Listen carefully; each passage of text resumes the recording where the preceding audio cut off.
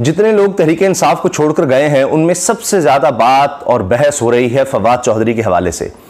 जो आपने तकरीब देखी जिस पर अभी तक बात हो रही है, हर कोई उसके मनाजिर डिस्कस कर रहा है, और शायद ये अनोखा वाकया होगा कि किसी भी पार्टी की लॉन्चिंग, मैं बात कर रहा हूं इस्तेहकाम पाकिस्तान पार्टी की, उसकी लॉन्चिंग पर इंटरनेशनल मीडिया ने भी इस तरह से रिपोर्टिंग की हो और एक एक चीज को नोट किया गया हो तारीख के तराजुर में कि कभी किसी की इतनी मायूस कुन लॉन्चिंग नहीं देखी। उनके हालिया बयानात को देखा जाए, वहां तो उन्होंने कोई मीडिया से खास बात भी नहीं की और उन लोगों से भी बात नहीं की जिनसे उनकी बड़ी दोस्ती कह ले, या वो सहाफी जिनसे वो बड़ा घुल मिल जाते हैं, उनसे भी बात नहीं की।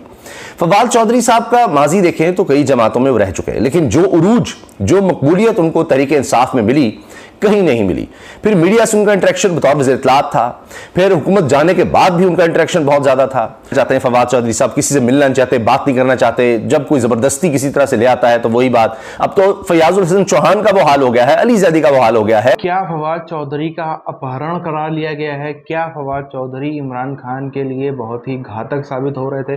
फवाद चौधरी ने पिछले, जब से ये पूरा भागा दौड़ी वाला कांड हुआ, फिर फौज से डर गए, पीटीआई छोड़ी, उसके बाद से आखिरी हम लोग इस पर डिटेल में आपको बताएंगे, लेकिन एक बहुत ही पावरफुल व्यक्ति है जहांगीर तरीन, उन्होंने अपनी नई पार्टी बनाई और उस नई पार्टी में पीटीआई के लोगों को तोड़ तोड़ के उस पार्टी में जुड़वाने की जिम्मेदारी फवाद चौधरी को दी गई है। तो क्या इस बात को देखते हुए इमरान खान ने, और इमरान खान के जो अपने कारकुनान हैं, डंडा बरदार फौज है, उसने फवाद चौधरी के साथ में खेल कर दिया? क्या है, ये बहुत ही बड़े सवाल हैं। लेकिन डब्बू, ये वही डब्बू है फवाद चौधरी जो भारत को धमकियां देता था, और ये वही इमरान खान है जो भारत को धमकियां देता था। जी अब ये लोग आपस में ऐसे बंदरबाट जानवरों के तरीके लड़ रहे हैं ना, बड़ा मजा आ रहा है देख के। लग रहा है कि हाँ, ये देखो किस तरीके से पहले यहाँ पे क्या क्या होता था, क्या नहीं होता। तो पहले ये सब भारत को आज धमकी देते थे, आज पाकिस्तान के अंदर इन सब की जानवरों से बुरी हालत हो गई है। तो ऑडियो पे भी, अगर हमने फोन पर भी उनको लिया है तो दूसरे मेहमानों से हम माजरत कर लेते थे कि जी अभी फवाद चौधरी सब चुके, कहते जी अकेले बात होगी, तो उनसे बात मुकम्मल करके 4, 5, 10 मिनट तो फिर दूसरे मेहमानों की तरफ आते थे। यह अहमियत थी फवाद चौधरी की, मगर इस तेजी से गिरे हैं। एक तो बहुत से लोग ऐसे भी हैं जो उनको नीचे मुसलसल कमेंट्स कर रहे हैं, और उनका हाल भी बहुत सी और शख्सियात की तरह हो गया कि अब तो वो शायद घबराते भी हैं कोई बात करने से, क्योंकि नीचे इस तरह के कमेंट्स आते हैं कि जी इसको तो अनफॉलो कर दें। आप चौधरी फवाद हुसैन, इनके आप चले जाएं ट्विटर पर, उस पर देखें क्या लिखा हुआ है। ऊपर है जी, let perseverance be your engine and hope your fuel. ठीक है जी, ये इन्होंने एक कोटेशन जो है वो कोट की हुई है कि जी आप मुसलसल जो है ना, मुसलसल जिद्दोजहद को से काम लें और उम्मीद जो है उसको जारी रखें। अब पिन ट्वीट क्या है, यानी जिन्होंने मुसलसल रखी हुई है ऊपर, हर वक्त आपको नजर आएगी, वो है इंपोर्टेड हुकूमत नामंजूर। वो किसको कहा था इन्होंने? पीडीएम, मौजूदा हुकूमत को। जब ये आई दूसरों की तरफ भी आ रहे हैं, और उस हुकूमत का हिस्सा है जहांगीर तरीन ग्रुप, इस वक्त बाकायदा ओन चौधरी और दीगर की सूरत में काबीना का हिस्सा है, जिनके बारे में ख्वाजा आसिफ कह रहे हैं जी हाँ बड़ा जबरदस्त इनसे हमारा रिलेशनशिप है, इनको हम देखेंगे। उनके बारे में अभी तक फवाद चौधरी ने लिखा हुआ है इंपोर्टेड हुकूमत नामंजूर, कि वो नहीं मानते इस हुकूमत को। जिस हुकूमत को जहांगीर तरीन ना सिर्फ मानते हैं, उसकी मिन्नत समाजत भी कर रहे हैं और उसका हिस्सा भी हैं।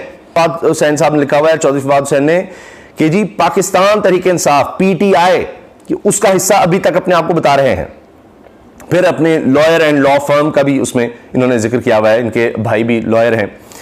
अच्छा, अब आप ये देखिए कि इसके साथ साथ फवाद साहब ने पीछे जो चंद ट्वीट्स किए हैं वो कायद आज़म रहमतुल्लाह अलैह की फैमिली के हवाले से, कि जी कुछ चीज़ें मैं क्लियर कर दूं, कुछ लोग कहते हैं जी फैमिली है और इस तरह से बहुत ही बुरे हालात हैं इकोनॉमी के। असद उमर आज भी बात कर रहे थे मीडिया से, और बस इतना उन्होंने कहा, आज भी कोई पेशी थी उनकी अदालत में, तो कहा कि जी इस बजट के पेश करने के लिए हुकूमत जो है वो असम्बलियाँ तहलील नहीं कर रही थी, इलेक्शंस की तरफ नहीं जा रही थी, कि जी नहीं नहीं नहीं बजट पेश किए बगैर तो हम इलेक्शन में जाएंगे नहीं। तो उन्होंने कहा कि ये बजट था तो बेहतर था कि बजट पेश ही ना करते। ये असद उमर साहब ने तनकीद की है। अच्छा, इसी तरह से ट्रेन के हवाले से है, और फिर सीनियर सहाफ़ी अदनान आदिल की ट्वीट को रीट्वीट किया फवाद साहब ने। ये 2 जून को भुट्टो को फांसी लगी तो पीपल्स पार्टी की 40 रुकनी वर्किंग कमेटी में से सिर्फ 2 लोग रह गए, 38 छोड़ गए। जब नवाज शरीफ को इन्होंने पकड़ा तो ख्वाजा आसिफ ने कहा कि मैंने सियासत ही छोड़ दी है और नौकरी करने दुबई चले गए। एहसन इकबाल सऊदी अरब चले गए, नौकरी करते रहे जावेद हाशमी। अब ये देखिए, ये भी इससे क्या मतलब है कि जी लोग छोड़कर चले जाते हैं, जब मुश्किल वक्त आता है लोग छोड़कर चले जाते हैं। ये आप खुद फवाद हुसैन साहब ये बात कर रहे हैं, और ये कर रहे हैं 2 जून को कि जी फलां को भी छोड़कर चले गए थे, फलां को भी छोड़कर चले गए थे, उसको जावेद हाशमी साहब के जुमले को कोट कर रहे हैं, यानी उसको बताना चाह रहे हैं। इससे पता लग रहा है उनकी सोच क्या है। उससे पहले देखिए कि वो जी इन हालात में अपोजिशन खाली नहीं छोड़ी जा सकती, साहब का लीडरशिप से गुफ्तगू हुई फवाद चौधरी, ये जब जेल में मिलने गए थे शामिद कुरैशी साहब की बात है। अब इसके बाद यानी पार्टी छोड़ने के बाद, इस बातें करने के बाद भी वो कह रहे हैं जी लोग छोड़कर चले जाते हैं, जावेद हाशमी ये कह रहे हैं, तो यानी इसका मतलब ये है कि अभी भी फवाद चौधरी साहब किसी तरह कोशिश कर रहे हैं कोई वापसी का रास्ता मिल जाए। वो जो आप उनका चेहरा अफसुर्दा देख रहे हैं और मुंह छुपा रहे हैं, बात नहीं कर रहे, वो यानी यहां तक कह रहे हैं कि मैं अभी भी ब्रेक पर हूं। लोगों ने पूछा ना किसी ने कि जी आपने तो कहा था मैं ब्रेक लूंगा सियासत से, तो आप तो अभी फौरी तौर पर आ गए, आपका नाम भी लिखा हुआ है।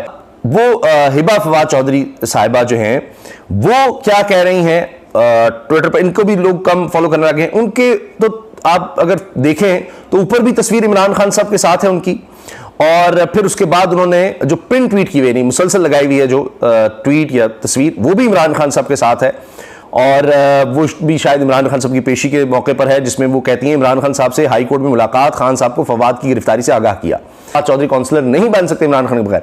तो इससे नजर आ रहा है कि जाहिर है उनकी अहलिया, और वो खुद ये तो नहीं है कि कोई एक दूसरे की मर्जी के बगैर इनकी अहलिया ऐसी कोई बात की है तो फवाद चौधरी कह रहे हो कि अच्छा तुम्हारी मर्जी लगाए, तो वरना उनको मना कर सकते थे। वो तो खुद ये अभी तक तहरीक इंसाफ ऊपर उन्होंने लगाया हुआ है कि नाम, तो इससे नजर आ रहा है कि फवाद चौधरी साहब अभी आपको बिल्कुल भी कोई नजर नहीं आएंगे, से फरार होने वाले हैं, और इनकी अहलिया बहुत कोशिश कर रही है कि जी फवाद चौधरी मुल्क से चले जाए। अब मुझे नहीं पता, अभी तक तो वो नहीं गए, कि शायद ये कोशिश हो इस वक्त जो हालात हैं कि यहाँ से मुल्क से तो किसी तरह निकला जाए, हो सकता है कि ये बात हो, वरना यहाँ रहते हुए तो बिल्कुल इस वक्त गुमनाम रहना चाहेंगे, कहीं आपको नजर नहीं आएंगे। एक ही सूरत है कि बहालत मजबूरी, जब कोई मजबूर उनको कर देगा तो फिर कहीं आपको शायद नजर आए, अदरवाइज ना कोई पता, ना कोई ट्वीट, ना कोई बात, कुछ भी नहीं। अभी सिर्फ और सिर्फ खामोशी, जिस तरह वो कह रहे हैं कि जी मैं अभी भी ब्रेक पर हूं, तो वाकई ब्रेक लेना चाहते हैं, लेकिन कहते तो ये लोग हैं कि जी ब्रेक, और किसी ने बड़ा अच्छा तबसरा किया कि जी वो सियासत से ब्रेक से मुराद ये है कि इन सब ने कहा था कि हम ब्रेक लेंगे ब्रेक लेंगे, ये सब हारे हुए हैं तो लिहाजा वो ब्रेक ही रहेगी इनकी, तो लिहाजा ये इनकी ब्रेक ही चलनी है। फिर उसमें सरदार तनवीर यासर खान भी थे, वो भी नाहल हैं ताहयात, इसके साथ जनाब जहांगीर तरीन, वो भी ताहयात नाहल, तो जिसके मेन लोग हैं ही नाहल, वो इलेक्शन ही नहीं लड़ सकते, तो उसका क्या बनेगा उस पार्टी के बारे में। और तरीन साहब के बारे में उनके ख्यालात सबको पता है, वो उनसे बड़ी उनकी इख्तलाफात हैं, तो वो तो उधर तो जा ही नहीं रहे, तो लिहाजा अब वो या तो पता नहीं आगे आज़ाद लड़ेंगे या तहरीक इंसाफ में ही रहेंगे, ये भी देखना है।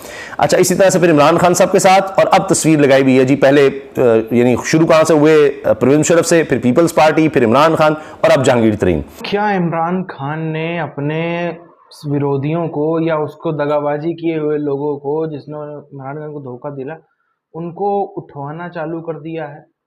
क्या इमरान खान गद्दारों को चुन चुन के बदला ले रहा है अपने गद्दारों से? इमरान खान क्या कर रहा है? थोड़ा सा हम समझे पाकिस्तान की पॉलिटिकल सिचुएशन को।